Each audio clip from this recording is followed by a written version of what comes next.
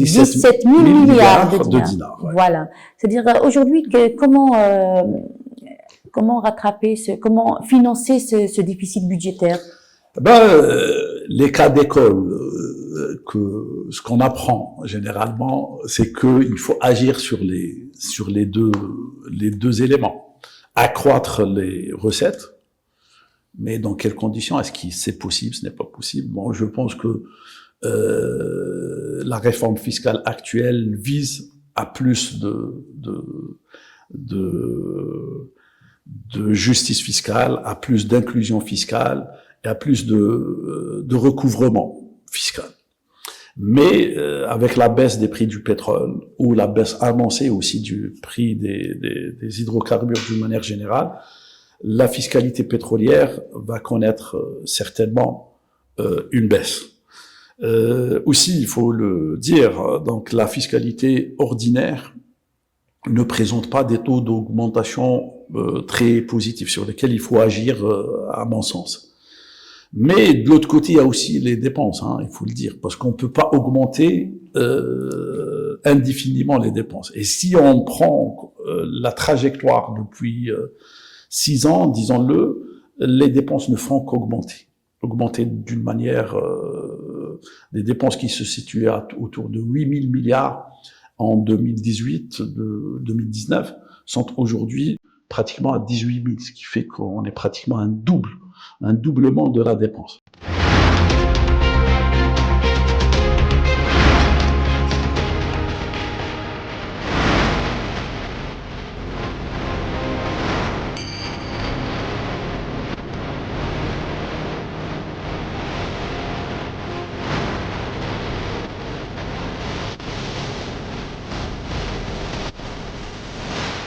Bonjour et bienvenue à tous.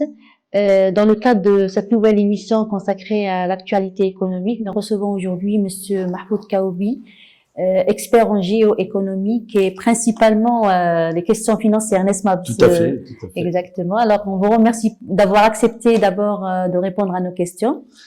Très honoré, très heureux d'être parmi vous. Merci. Alors aujourd'hui, on va aborder et décortiquer ensemble la loi de finances 2026. Cette année, ou bien le présent texte de loi intervient dans un contexte de croissance soutenue, selon le FMI et la Banque mondiale. Monsieur Kaoubi, quelles sont les principales orientations de ce texte de loi pour consolider cette dynamique et surtout pour la rendre durable dans le temps? Tout à fait. Donc, un des objectifs principaux, c'est de maintenir le cap sur une croissance qui, il faut le rappeler, s'annonce dans le temps, parce que cette croissance est pratiquement tourne autour de 3,5, 3,8% depuis 2019, plus particulièrement 2020. Donc 5 années de croissance dans un contexte très difficile, et demeure encore cet objectif principal des pouvoirs publics. L'objectif pour 2026 est d'arriver à 4,1% de croissance, afin donc de maintenir des signaux positifs, un par rapport à la maîtrise d'inflation, deux par rapport à une offre d'emploi qui devrait être plus ou moins satisfaisante, et puis par rapport à des signaux de relance économique qui sont dans le vert et qu'il faudrait encourager et consolider. Justement, il y a le président de la République, pas loin de ce jeudi, devant les cadres de l'armée, de l'ANP. Oui. Voilà, il a parlé, il a réitéré l'ambition de l'Algérie d'aller vers la diversification économique et vers la modernisation de l'économie nationale d'ici la fin 2026. Est-ce que la loi de finances 2026 comporte des mécanismes qui consolident, qui encouragent le secteur productif?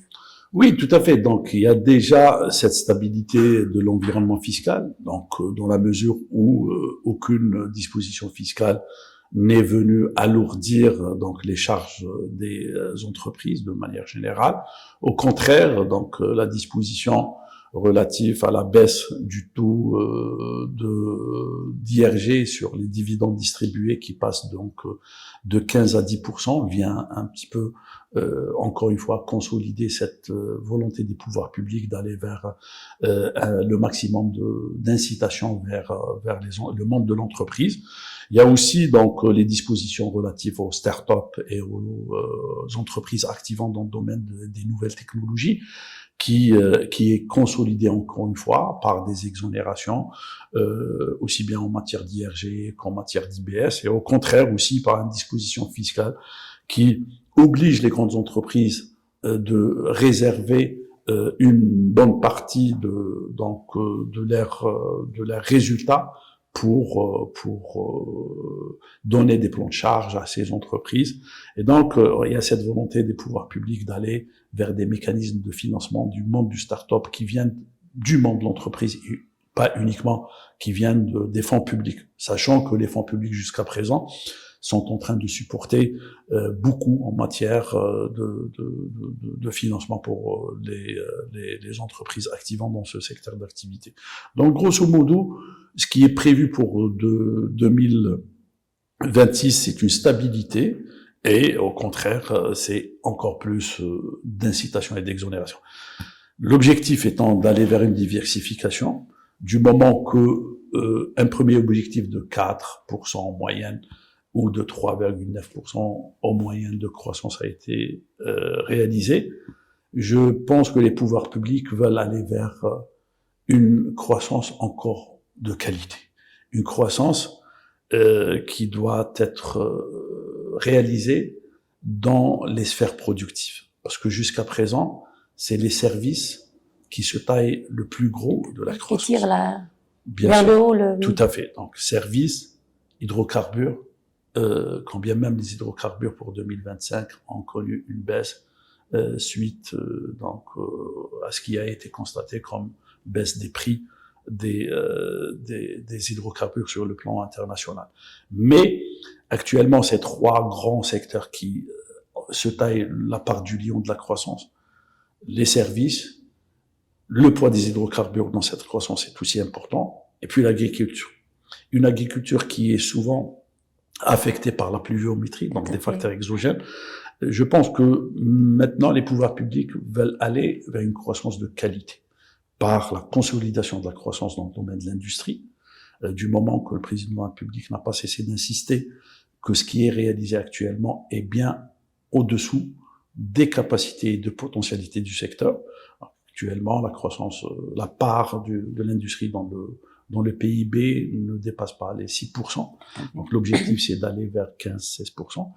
Mais pour cela, donc, il y a des incitations, mais des ajustements qui sont faits et qui doivent être faits dans l'avenir pour que la compétitivité, la croissance et la concurrence soient consacrées beaucoup plus dans les marchés, car la croissance, en fait, du compte, est beaucoup plus fonction des potentialités de compétitivité, de croissance et de concurrence sur les marchés. On doit y aller vers ça et ne pas se contenter des 4,5, dans la mesure où on a un appareil de production qui peut être beaucoup plus performant et qui doit, à mon sens, être performant. Donc il faudrait investir plus, surtout qu'il y a l'ambition d'atteindre un PIB de 400 milliards de dollars d'ici 2027. C'est-à-dire, on n'a pas autre choix que d'investir. Oui, la voie de la croissance est l'investissement. Et la voie de la croissance est aussi l'amélioration de la compétitivité. Parce que c'est très important. Il suffit pas d'avoir un volume d'activité plus important, mais il faut que ce volume d'activité soit de qualité, qui s'inscrive dans la durée. Ça, c'est très important. Et deuxièmement, qui nous permet d'avoir des positions par rapport à la concurrence des marchés extérieurs, soit en réduisant nos importations, ce qui est un des objectifs des pouvoirs publics, soit de permettre aux produits locaux d'être présents sur les marchés extérieurs. Et in fine, ça nous permettra donc d'augmenter de nos revenus en dehors des revenus pétroliers et gaziers. L'objectif même de la diversification. Donc vous voyez, la croissance est un élément important, mais une croissance de qualité l'est encore plus. Et je pense que les pouvoirs publics tendent à aller vers cette vision. D'ailleurs, on retrouve dans cette loi de finances une augmentation sensible du budget d'équipement par rapport à 2025. Parce que 2025, comparativement à 2024, la croissance, elle était très minime, ce qui a été donc signifié au pouvoir public à l'époque.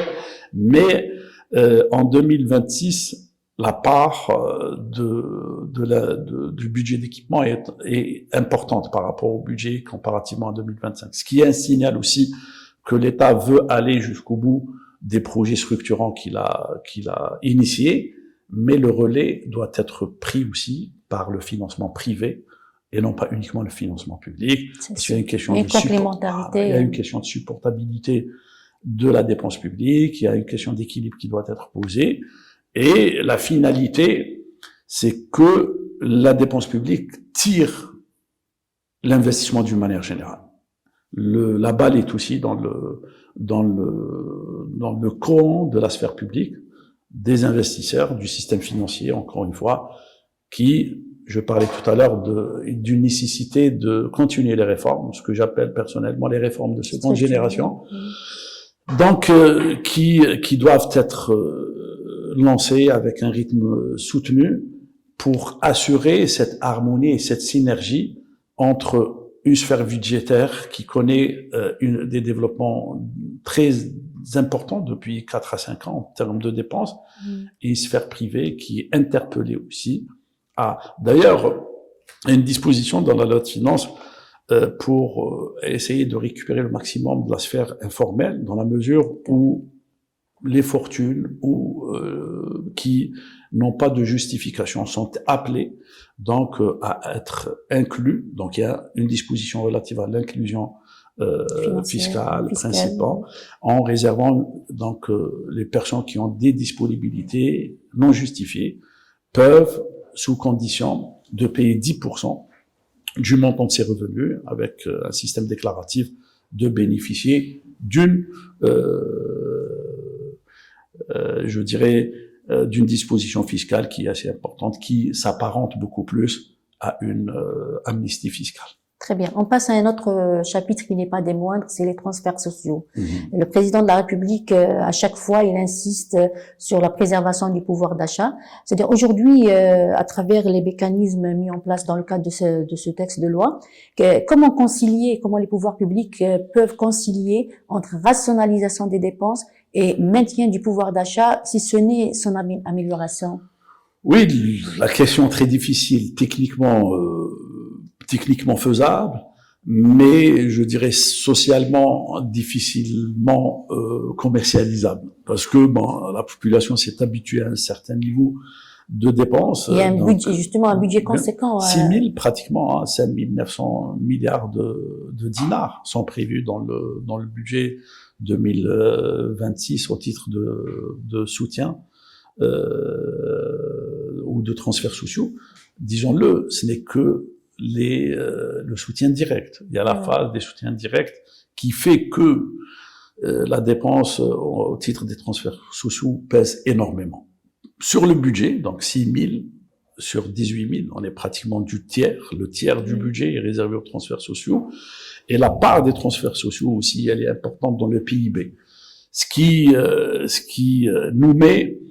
nous permet de dire deux choses. Un, que l'État est encore dans la logique du soutien à la population, notamment les populations à faible revenu. On va retrouver tout cela, que ce soit dans le caractère social de l'État. Voilà. Mais justement, c'est cette définition du caractère social de l'État sur laquelle il faudra travailler aussi, dans la mesure où, d'une part, la dépense est là, mais de l'autre côté, il y a une question de financement de tout cela. On est presque à 80% des revenus fiscaux de l'État. 8 000 milliards de revenus fiscaux et 6 000 milliards de dépenses au titre des transferts sociaux. C'est énorme. Parce que, d'une manière ou d'une autre, le moment viendra pour poser la question comment financer tout cela. Je pense que les pouvoirs publics tablent sur la numérisation qui devrait intervenir en 2027-2028 pour un petit peu revoir un système de subvention qui, du moins, de l'avis de tout le monde, est considéré comme lourd financièrement injuste socialement, parce que tout le monde y bénéficie. Et 3, et ça c'est important, le système tel qu'il est, il impacte négativement les logiques de comportement des acteurs sociaux et pervertit un petit peu les prix des facteurs de production, que ce soit le capital, le travail ou les loyers, etc., le capital fixe. Ce que je veux dire, c'est que les pouvoirs publics devraient rapidement penser sur ça. Et que la population soit consciente aussi que l'État fait beaucoup pour le citoyen. Il fait beaucoup, quand bien même on ne le ressent pas directement, mais sans subvention, ou avec au moins 50% des transferts sociaux, quel en serait le pouvoir d'achat. Sachant que l'amélioration du pouvoir d'achat doit aller, on parlait tout à l'heure du secteur privé, de la sphère privée qui doit prendre le relais, parce que le meilleur moyen de préserver le pouvoir d'achat, c'est d'investir plus, de produire plus et de produire mieux. Parce que la production, c'est le garant définitif et permanent d'un pouvoir d'achat meilleur. Ce n'est pas le revenu. Le revenu, quand il est le fruit d'une production, vient contrebalancer une richesse créée. Alors que une subvention, c'est beaucoup plus, avec un déficit et des équilibres aussi importants, c'est encore une fois un élément de logique redistributive et non pas de logique productive. Je comprends, les pouvoirs publics sont là, c'est difficile d'initier des réformes dans un contexte très difficile, sur le plan géopolitique, sur le plan international, mais je dirais que les pouvoirs publics sont en train de réfléchir pour réviser, pour aller vers un système de transferts sociaux beaucoup plus juste, notamment pour assurer les équilibres, surtout de la Caisse nationale des retraites, du système de financement de la sécurité sociale, le logement aussi. Donc tout cela sont des éléments qui vont se poser, je pense, d'ici 2028, 29 au plus tard. Très bien. Et quand on parle de pouvoir d'achat, c'est-à-dire chaque fois, chaque loi de finances, on appréhende de nouvelles taxes. Est-ce que cette loi de finances va alourdir la charge sur les citoyens? Non, au contraire. Donc les dispositions qui sont venues en 2024 et 2025 soutenir les prix ont été reportées, reconduites. Donc que ce soit pour les viandes, que ce soit pour les intrants destinés donc à l'élevage de la volaille, que ce soit donc on est dans un système, encore une fois, je parlais de subventions indirectes, c'est ça, hein, tout à fait, toute la partie des produits qui sont défiscalisés, donc constitue un poids pour le trésor public et pose des questions d'affectation des ressources. Donc, pour l'instant, l'État continue à soutenir le pouvoir d'achat par des logiques beaucoup plus soutien de revenus ou des prix, en attendant à ce que le pouvoir d'achat soit beaucoup plus soutenu par les résultats de l'investissement et de la production. Qui permettrait donc à la fois au trésor public de se débarrasser de ce poids de plus en plus important et à l'économie de disposer des mécanismes nécessaires, permanents, ce que j'appelle les mécanismes de marché, qui devraient prendre le relais des mécanismes de soutien qui, par définition, devraient être des mécanismes de soutien temporaires ou conjoncturels pour pallier au dysfonctionnement des marchés. Maintenant, c'est le marché qui est interpellé, Madame Sophia. Très bien. Alors, en analysant la loi de finances, il y a deux montants qui sont frappants. C'est le montant des revenus qui est de plus de 8 milliards oui, c'est ça. Des recettes, oui. Voilà, des recettes, voilà. Ouais. Et celui des dépenses qui est pratiquement plus de 17 milliards. Presque 18 Presque de 18 milliards, c'est ça? 17 000 milliards de dinars. Ouais. Voilà. C'est-à-dire, aujourd'hui, comment rattraper comment financer ce déficit budgétaire? Les cas d'école ce qu'on apprend généralement, c'est qu'il faut agir sur les deux éléments. Accroître les recettes, mais dans quelles conditions? Est-ce que c'est possible? Ce n'est pas possible. Bon, je pense que la réforme fiscale actuelle vise à plus de justice fiscale, à plus d'inclusion fiscale et à plus de recouvrement fiscal. Mais avec la baisse des prix du pétrole ou la baisse annoncée aussi du prix des hydrocarbures d'une manière générale, la fiscalité pétrolière va connaître certainement une baisse. Aussi, il faut le dire, donc la fiscalité ordinaire ne présente pas des taux d'augmentation très positifs sur lesquels il faut agir, à mon sens. Mais de l'autre côté, il y a aussi les dépenses, hein, il faut le dire, parce qu'on peut pas augmenter indéfiniment les dépenses. Et si on prend la trajectoire depuis 6 ans, disons-le, les dépenses ne font qu'augmenter. Augmenter d'une manière, des dépenses qui se situaient autour de 8 000 milliards en 2018, 2019, sont aujourd'hui pratiquement à 18 000, ce qui fait qu'on est pratiquement un doublement de la dépense.